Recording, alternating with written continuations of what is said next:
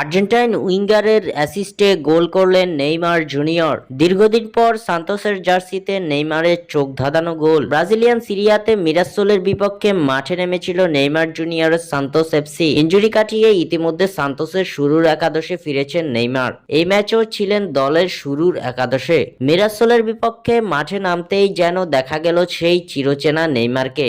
মাঠে নেমেই নেইমার দেখালো জাদু। এদিন ম্যাচের শুরুতেই সান্তোসের জার্সিতে নজর কাড়া এক গোলে ভক্তদের হৃদয় করেছেন ব্রাজিলিয়ান পোস্টার বয়। মিরাসোলের বিপক্ষে প্রথমার্ধের চতুর্থ মিনিটেই 1-0 গোলে এগিয়ে যায় সান্তোস। প্রতিপক্ষের নেওয়া কর্নার থেকে কাউন্টার অ্যাটাকে যায় সান্তোস। নিজেদের অর্ধ থেকে মাঝ মাঠে থাকা নেইমারের দিকে বল বাড়িয়ে দেন আর্জেন্টাইন উইঙ্গার লাউতারো দিয়াজ। সেই বল পেয়েই প্রতিপক্ষের ডি বক্সের দিকে ছুটতে থাকেন নেইমার। এ সময় নেইমারকে আটকানোর চেষ্টা চালালেও ব্যর্থ হয় মিরাসোলের ডিফেন্ডার। শেষ পর্যন্ত গোলরক্ষকের সাথে 1 ভার্সেস 1 সূক্ষ্ম শটে বল জালে জড়ান ব্রাজিলিয়ান প্রিন্স।